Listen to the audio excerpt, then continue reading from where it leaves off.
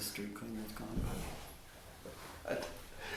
Okay, I'm Dr. Tom Hamilton with the Bridge Street History Center, and we're here this morning with the lovely Jean Cate.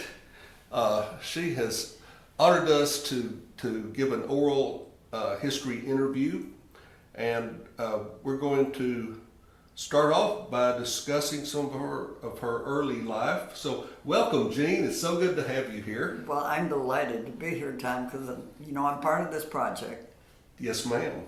A key part of this project. So get us started here. Where were you raised? Okay, I was raised in, sorry about this, Detroit, Michigan, motor capital of the world.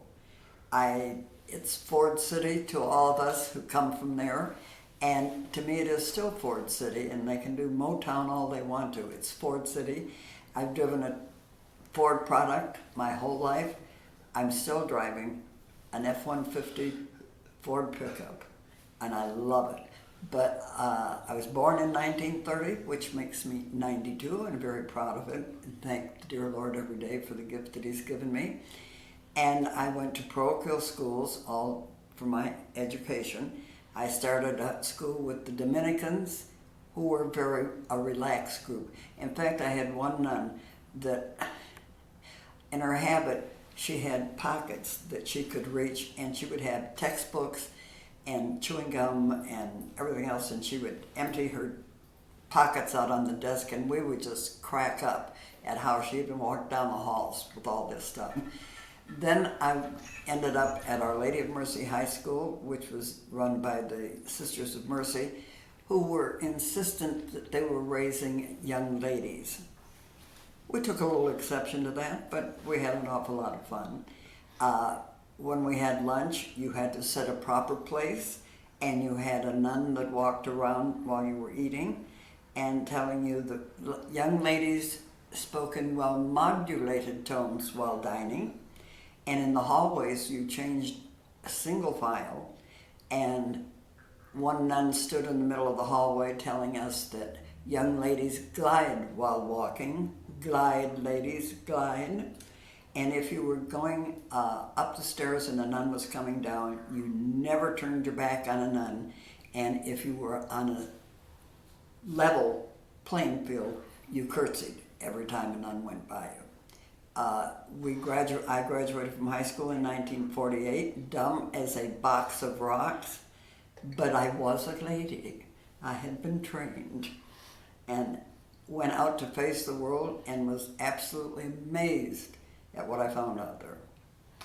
So, what happened right after you got out of high school? Where then? I went to work, and when I was 21, I was very fortunate. I hired at American Airlines, which was a passion for me. My father had been a pilot.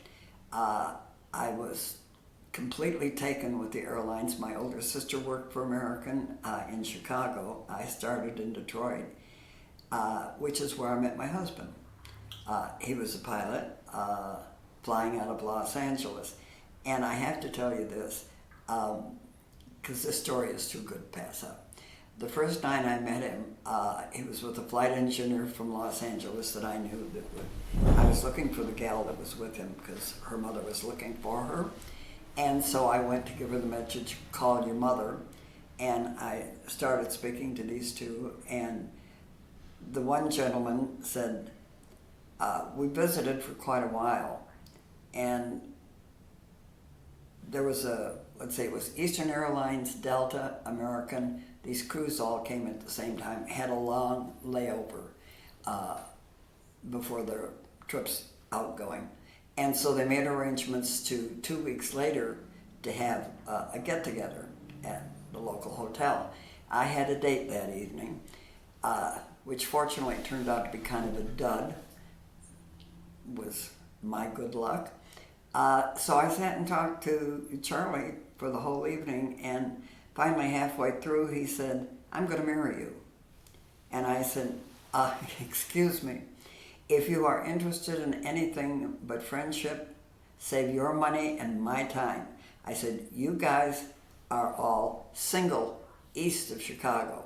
west of Chicago, you're all married. And he said, no, as a matter of fact, I am legally separated. Would you like to see the papers? And so he said, are you going to take me seriously? And I said, no, I'm not going to take you seriously. Well, that was in February.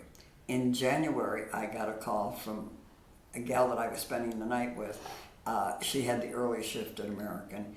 And she called me at 7 o'clock in the morning and said, guess who came in on 48 last night? I said, Charlie Cate, and what's his room number?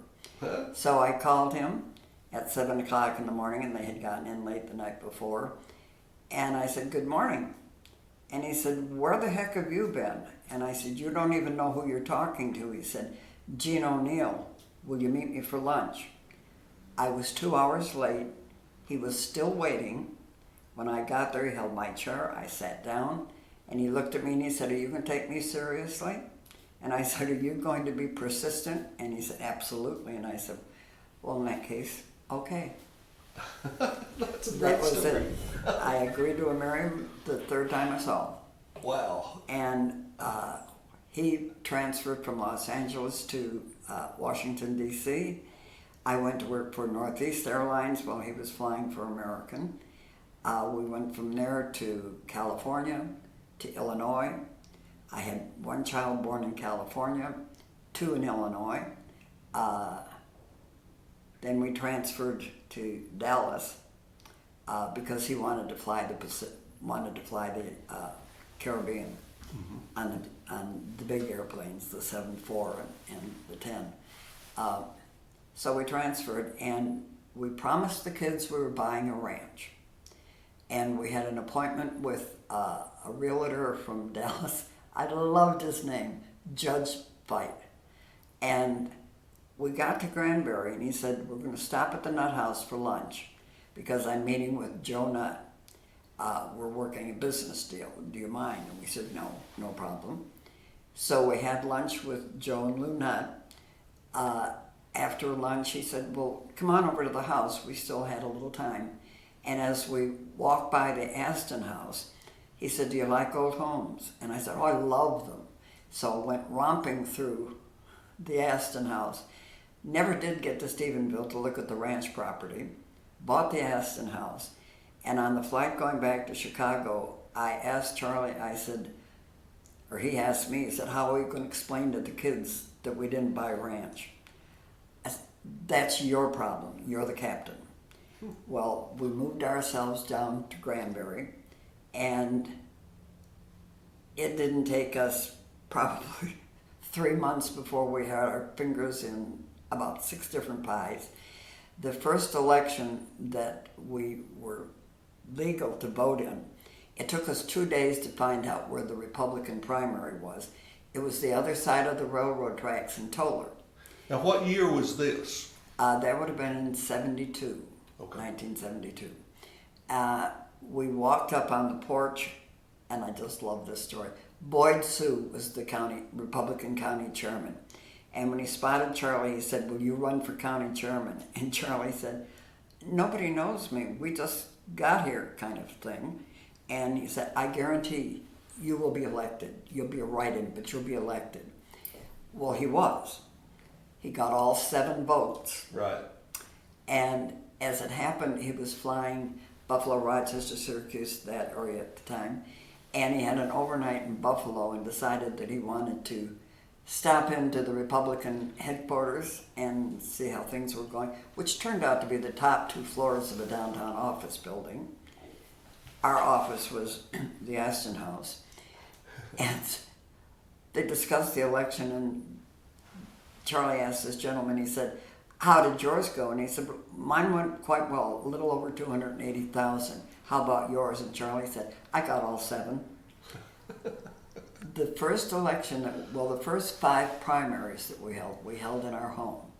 The Aston House, we put people in separate rooms.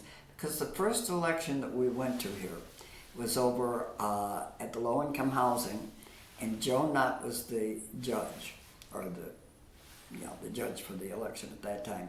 And we walked in, and there were long tables and people sitting on both sides of the table saying, who are you voting for such and such? Hey, Joe, what do you think about this? Well, you can vote for them?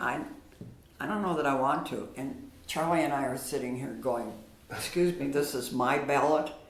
Well, and of course, I just came off of 5 years of being a board member of the League of Women Voters in Illinois. And our vote was properly private. And so we did get an award one time for having the most privacy for voters. And the award was sent to the Democratic Party chairman, Albert Porter. He hung it in the courthouse. And we also got an award for the most new voters registered per capita in the state of Texas. Wow. That also went to Albert Porter and hung up in the corner. There you go. We didn't care. We just had the people elected or voted Now, and just registered. let me backtrack for a second. When you say you worked for the airlines, you were a flight attendant? No, I worked air freight, tourist and international reservations. Okay. And then I worked ticket counter at the airport. Okay. Loved it. Great. Now, when y'all first moved to Granbury, did you still work for the airlines? No, I had retired. Okay. But Charlie was still flying. Absolutely. And how long did he fly and commute after y'all got to Granbury? Oh, I can't remember exactly how many years because Quite a few. Yeah, well, he came under compulsory retirement under the FAA age 60 ruling. We were he had retired December the 14th, 1979. And so he was commuting to New York at that time, and I flew his last flight with him on 7-4. And when we landed in New York at JFK and went down to operations to file papers and so on, and we were running to catch a flight back to Dallas, and they had a big cake there, and there were 5 chief pilots to tell him goodbye. And the cake, good luck, Captain Charlie. And as we were running out the door, one of the chief pilots said, Charlie, what do you want us to do with this cake? And Charlie just turned around and looked at him over his shoulder and said, I think you know what you can do with that cake. Well, in 1979, we went to, I believe, 5 different federal hearings on the age 60 ruling. So he left American Airlines in February of 79. In May of 79, he was in Kabul, Afghanistan, flying for American Airlines. He was there in December when the Russians came in. And it was so funny because when he called, he told me, I'll call you when I get to Kabul. Well, he called me, and it was on a Sunday morning. My mother was visiting. I was getting the kids ready to go to church, and the phone rang, and 2 operators kept talking back and forth. And finally, I heard the one operator say, I'm sorry, madam, the Captain, Mr. Cate, does not wish to speak. And I thought, wait a minute, he called me. And I hear this little voice saying, call me back. Long story short, it took me 2 weeks.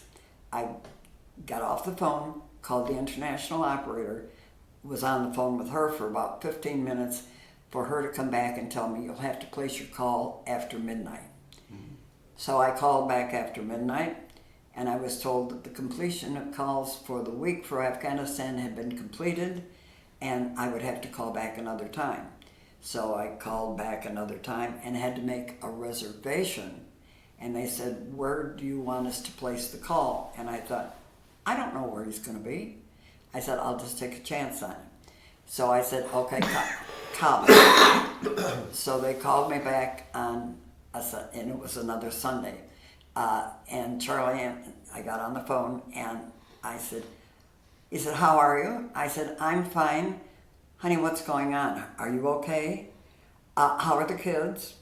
Never mind the kids. What is going on? He said, I'll be in London tomorrow night. I'll give you a call. So he called me from London the next night. When he got off the phone, when he couldn't get the call through, Charlie walked around every place that he flew. And so we went outside, and the hotel was ringed by tanks. And there had been an armory a mile and a half from the hotel where they had what one would call a coup, and they went in and annihilated a little over 1,000 troops. Well, he flew in Afghanistan 3 different periods, extended periods while he was there. Absolutely loved it. And then finally, when the Taliban came in, they made the Americans leave. And so then he went to work for Pentex Corporation out of Tripoli, Libya. And that was a year's contract, but he went 3 months at a time. When that contract ended, he got a job with Lloyd Ariel Boliviano out of Cochabamba, Bolivia. Then he also flew for Air Molokai in Hawaii, doing inter-island flying, and then American called him back as a flight instructor. And he ended up with 54 years total with American, 30 as a pilot, 24 as a flight instructor. And our whole family, I told the kids quite often, your father has his priorities. American Airlines, God, country, and family. Because if we had planned a trip because he was going to be off and crew schedule called, he'd take the flight. Because flying to him was like breathing. And I had a friend of mine ask me one time, said, why do you let him do that? And I said, what do you mean, let him do that? I said, that's breathing to him. I said, airplanes come first. And I didn't mind it because airplanes, I was very airlines myself and very flying. And it's funny because I have a scrapbook of letters that my father wrote my mother when he was flying, and letters that I have that Charlie wrote me when he was flying around the world. You'd think the same person wrote the same the letters. Oh, God. I mean, it was pilot talk. Just waiting for crews, waiting for airplanes, waiting for weather, waiting for clearance. And so I just lived that entire period airlines, and I loved it. I wouldn't have changed it for anything. But it didn't keep us from getting involved here in the community. One of the first things that Charlie did was Joe Nutt convinced him that he should run for mayor. Well, he did. And he was running against Hugh Ropp, who was the native son incumbent. Charlie lost by 1 vote. And after it was over and we congratulated Hugh on his winning, we were having breakfast the next morning and Charlie looked at me and said, oh my God, boy does God watch over us. We really dodged a bullet on that one. Well, Hugh served his term, and then another election came up and Bud Olson was running. But he called Charlie and said, I'm going to be out of the country, so I won't be campaigning. However, he failed to mention that he had somebody that was campaigning in his place. And every place that Charlie was invited to speak, he said, well, I really can't because my opponent won't be there. Well, he didn't win that election, thank heavens. God is good. And it was funny because Bud Olson was FAA. Of course, you know how pilots feel about the FAA. But we were having lemonade one Sunday afternoon, about 5 weeks before the 4th of July. And Ken and Benny Hill, we were at their home. Ken and Charlie were out on the deck. And Benny and I were sitting inside and saying, there's nothing going on the 4th of July that's un-American. Let's do something. So we decided we were going to have a parade. We went out and told the boys that we're going to have a parade. They looked at us like we were 6 kinds of nut. And with apologies to Joe Nutt, our phone book at that time was probably about 1/4 of an inch thick. I remember. So we sat down in the kitchen. We called everybody that we knew, and we didn't ask anybody anything. We called George Martin at the funeral home. George, we're having a parade. This is what you're doing. Tom Wagley, who had whatever development that he was working on. Tom, you're raising the money for this, that, and the other thing. And nobody said no. Everybody said yes. And so we had 5 weeks to get this all done and have a place cleared where we were allowed to do fireworks, raise the money for the fireworks. I thought we're not going to end up with very many people for the parade. We had 51 entries. The Cate family and the Wagleys got together and we built 4 of them. And the thing that was so interesting, we built them in, I can't remember the gentleman's name at the moment, but he allowed us his building out on 377. We were pulling the floats down to the square, and a gentleman saw them and decided to follow it. And he came down. We did a 1-day celebration. We had the parade, we had the fireworks, all of the games were on the square. The only vendors that we had were the churches had food booths, and one gentleman was there selling ice cold watermelon. We got a 2-page letter from the gentleman that followed one of the floats down to the square. And he was the president of First National Bank in Amarillo. He and his wife were headed back after vacation, decided to take the scenic route, and decided they'd follow the floats and see what was going on. He said, if somebody had told me that small town America was dead, I would tell them I found it alive and well in Granbury, Texas. Oh, that's cool. Well, and this was to be a party for the people of the county. Charlie and I were down on the square at 6 o'clock that morning, putting bunting on the gooseneck trailer that we borrowed for a reviewing stand. Our honored guests were the 2 oldest people in Hood County. This woman walked up to us and said, is there someplace we can get breakfast? And we said, are you just driving through? And she said, no, we came for the parade. We have no idea where they came from, but we ended up with more people than we could count. Bless your heart. Excuse me. No, that's perfect. I understand perfectly. But at any rate, it ended up being a big success, and we did it it was so funny because we were out marking off the square at night so that the churches would know where to set up. We decided we were going to sell buffalo burgers, and we had behind the drugstore on the square, we used cinder blocks and built a barbecue pit. Our kids were up until 8 o'clock. And people those first years would always say, well, how did you like the fireworks? And we'd say, we never saw them. We were in bed. But we had our kids working on it. They wouldn't know what it was like to not be working on a float, not be working on something down on the square, so they got very involved in the community. Now, what year was this first one? 1974. Okay. And it was a fabulous year. It was also the year that the Opera House reopened. We just had so darn much fun. And the first day after the first 4th of July parade, we had borrowed pans from the school and from the fire department because we didn't have anything big enough to cook beans and coleslaw and all that sort of stuff. And the only place we could take them to wash them was in the car wash on Morgan Street. So we're all down there, dirty as can be, still just exhausted. And someone said, you know, if we had done it this way, and then somebody else said something about we could have done something a little differently. And I just looked at them and I said, you idiots, you realize that you've just talked yourself into doing this mess again? So we did it, I believe it was for 7 years. By that time, we were more than exhausted.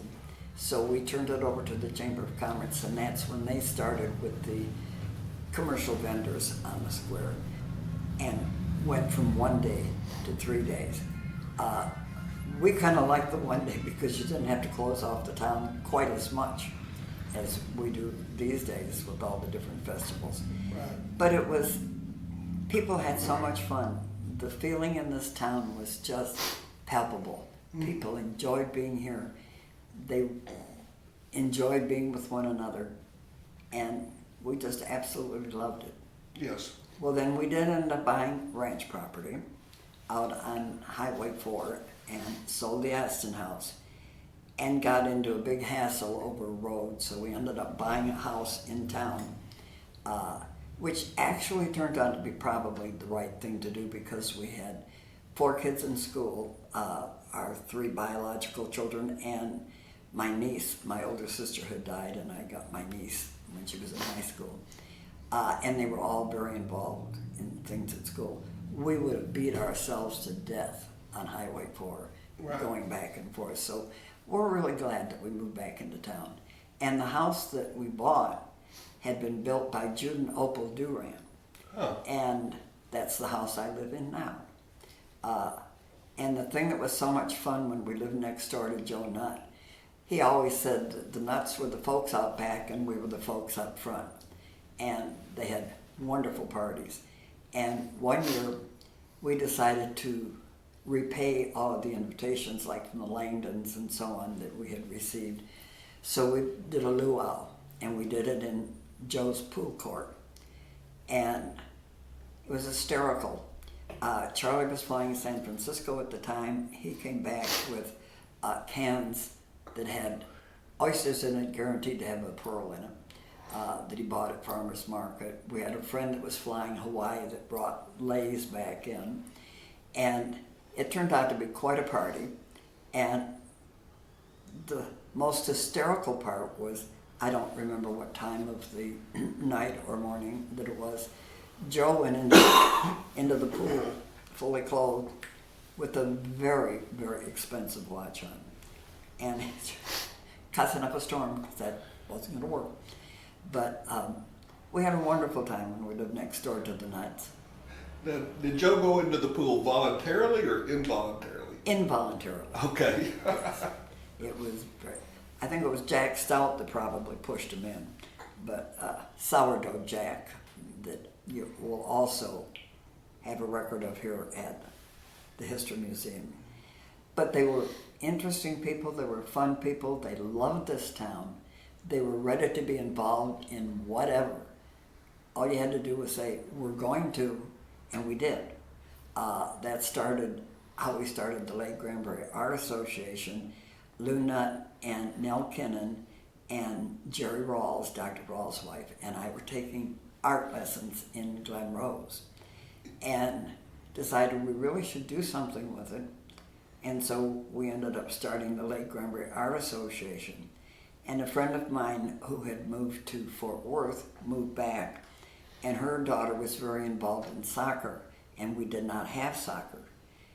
That was Brenda Keenum. And so we got together and started the Soccer Association. Now, what was the time frame of these things that you Oh, Lord. begun? Well, we started getting our fingers in the pie back in 72. With the Art Association? No, the Art Association came after the Opera House had just been reopened. I can't remember So like exactly. what year. 76? It was in the mid to late 70s. But nobody said no. We just did it. And Charlie sponsored the first girls soccer team, which was appropriately Charlie's Angels. There you go. And it took off from there. And several years ago, someone asked me, when you started all of these things, how did you get permission for it? And I just looked at them and said, permission?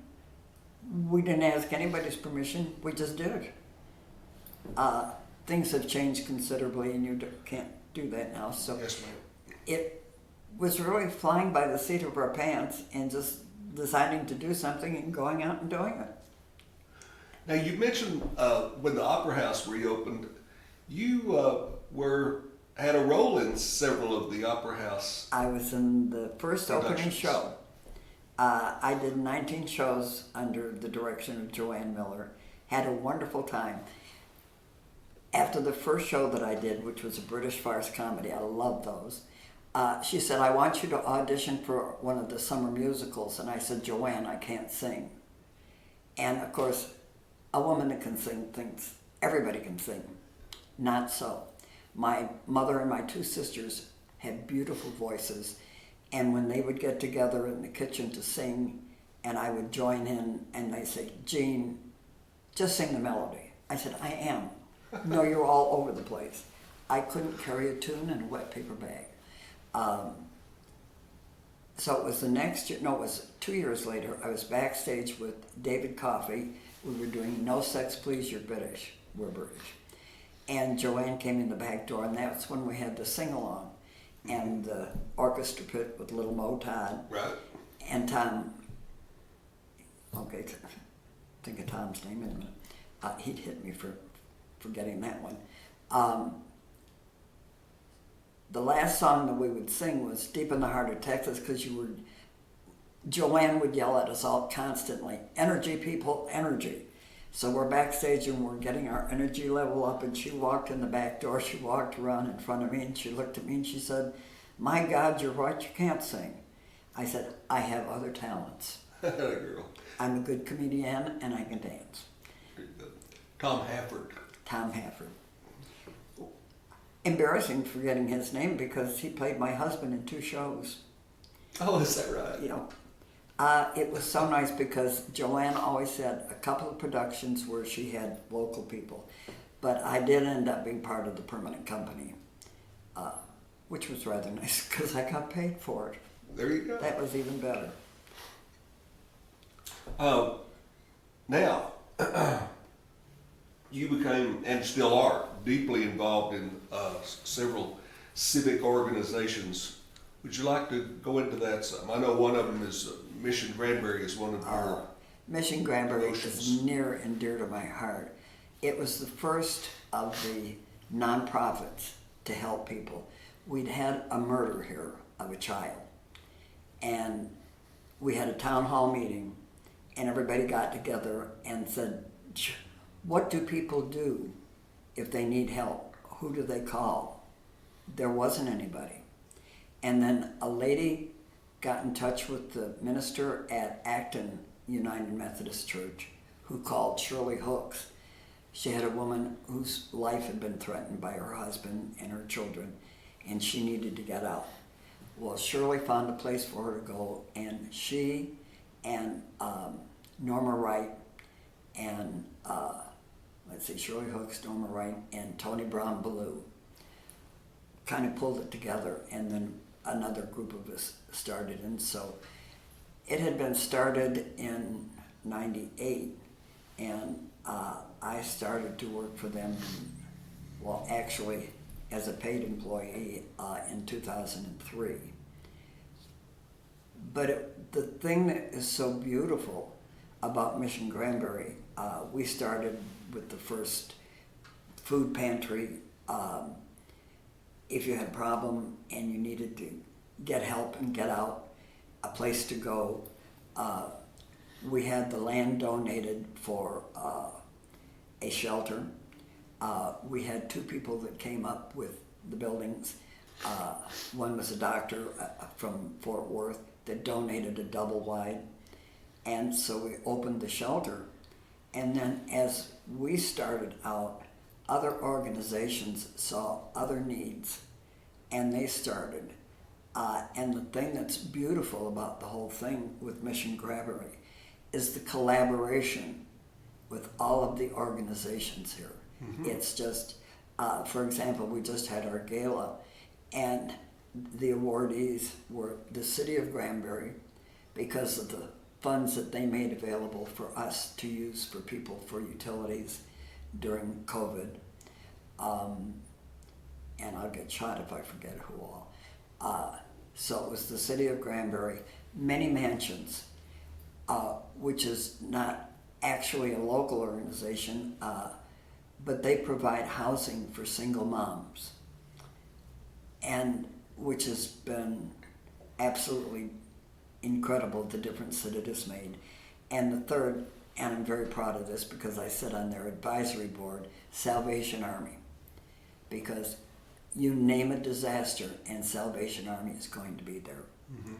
And then we had groups like the Brazos Pregnancy Center started up, Oak Trail Shores started up with something, and then Shayla got it going out at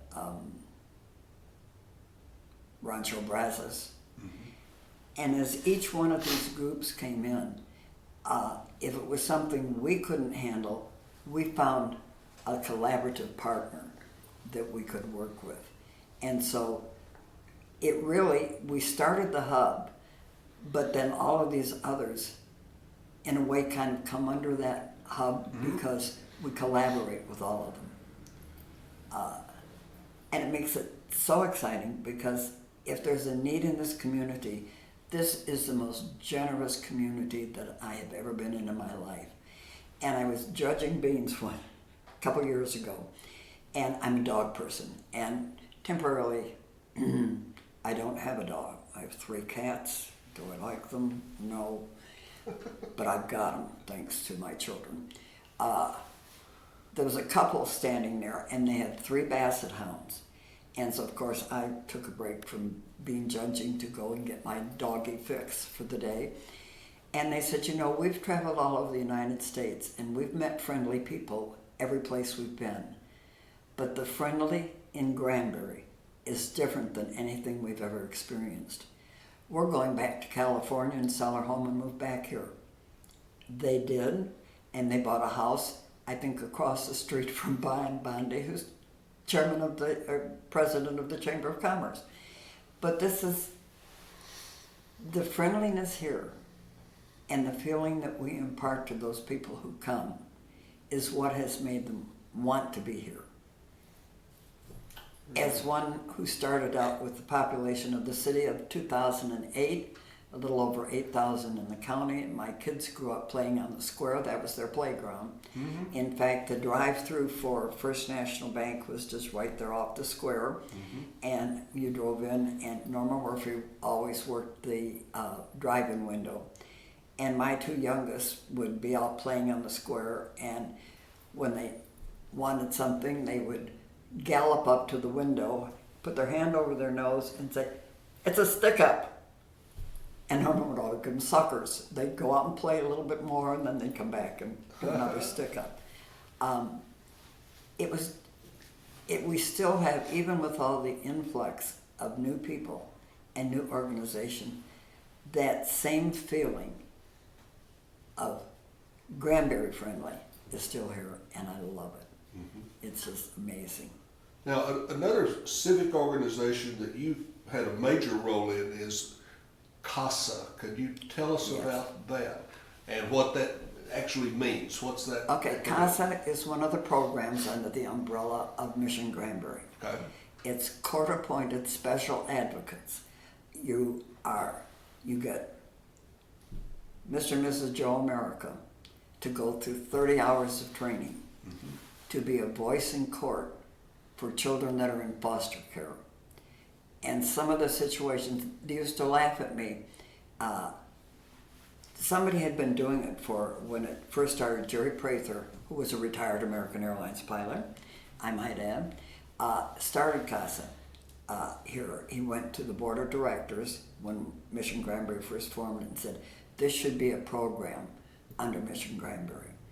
And they hired a gal that took it on, and she and the executive director didn't quite hit it off. The executive director left, this gal left. And I had been called in. I had just finished a stint as 10 years as vice president of the Chamber of Commerce, which I had so much fun. And they called me and asked me, Shirley Hawks asked me if I would step in as interim executive director till they hired a new director. And she was very mad at me because I wouldn't apply for the job, but they wanted somebody with a master's degree and 12 years experience in running a shelter. I run a shelter for kids. They live in my house. So I told her that I didn't feel that I quite qualified. Well, they hired the new director, and the 30 days that I was supposed to do it ended up being 3 months.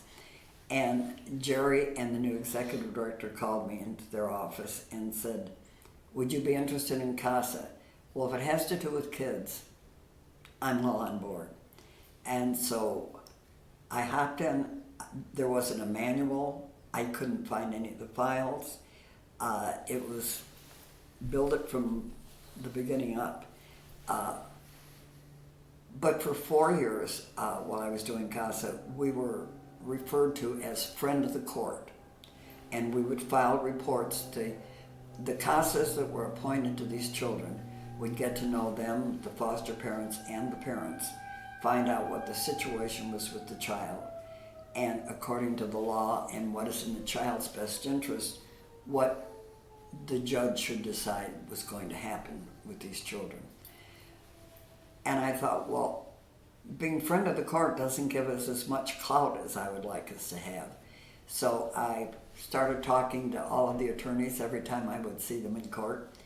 And then Jerry Prather and I spoke to the Hood County Bar Association and convinced them that the information that we would get as CASAs was valuable to them because they could use it in their cases. Mm-hmm. In fact, I was in court and they had just switched over to what they call e-filing, electronic filing for all paperwork, all of the court reports and so on.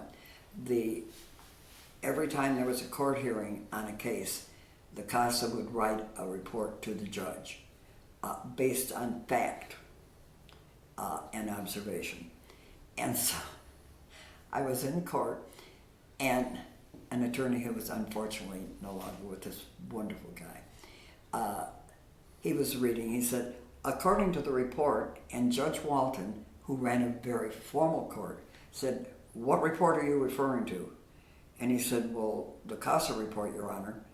And the judge said, why don't I have that? Well, Penny Wisen was his court administrator. She went flying through. I went right behind her. It had gotten lost, the judge's copy, and he was very upset. Judge Walton, during the time that he served on that court, read every single solitary court report that the CASAs filed. So I did that for 15 years, then we had some changes, and because of being a busybody in the community, they asked me to take on community involvement and fundraising. So we got a new CASA director, and the director that we have now, I worked with him when he was Child Protective Services, and I'm surprised that my voice wasn't heard all around the county when I got the email from our executive director that this was the new head of CASA. You could have heard me scream. I was so excited. And it's not the most important program under Mission Granbury. In my heart it is, of course. But the help that we give people, that's moving families from disaster to self-sufficiency. That's our specialty. Get them out of the ditch and help keep them out of the ditch. Well, bless your hearts. That's fantastic.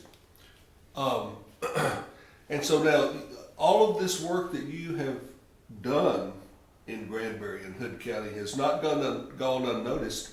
If I'm not mistaken, you received the greatest award that Granbury has to give to one of its citizens. Is that not right? Well, I got the Howard Clemens Award from the Chamber of Commerce, and I was Woman of the Year, but then everybody else that's had that, it's people like me that care so deeply about this community. And I'm up to my earlobes right now in the Shanley Park Association. And I'm sorry, I have to tell you this story. I was chairman of the park board for 25 years and on park board for 34 years. And we were having a public hearing about what people wanted to see in the parks. And that's, of course, when we started the hike and bike trail, which is wonderful. And one of the local people came up to me and said, my son loves to play chess, and there's a spot right next to Shanley House that would be a perfect place for an outdoor chessboard. But I don't know who to see at the city.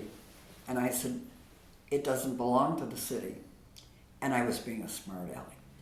And she said, well, who does it belong to? I said, it's privately owned. And she said, well, who owns it? I said, I do. Well, after the first 4th of July, and the next year in '75, we established the Bicentennial Commission. and we decided, what a wonderful idea, to sell buffalo burgers. Sorry about that one. And raise the I money. love buffalo burgers. We raised the money to buy Shanley House. And so we have a board, and we bought the property, and when we were right at about the amount that we needed to purchase it, there were 11 of us that went down to First National Bank and each signed a note for $1,000. And that got us the rest of the money we needed. And of course we sold more buffalo burgers to pay the bank back. But we're working very hard right now on making Shanley Park and Shanley House something very special. But I had so much fun just telling her I owned it. That's right. Me and a few others, but people that all worked. That again, going back to Granbury, if there's a need and somebody sees it, there are going to be 10 people that are going to file in right behind you. You don't have to go far to get help. Well, Jean, I think after listening to you today, we have to agree that of the 10 people, you would probably be the first in line. And I really appreciate your time today. This has been fantastic. I failed to say at the outset, this is Monday morning, December the 5th, 2022, and we are at the Bridge Street History Center in Granbury. Which was a fabulous year for me because in 22 I turned 92. Bless your heart. And I said, that means it's got to be my year, but you name things that could go wrong, and it did, but life being what it is. Jean, again, thank you so much, and I look forward to having part 2 of this. That'll be fun because I know some people with some real stories. Great.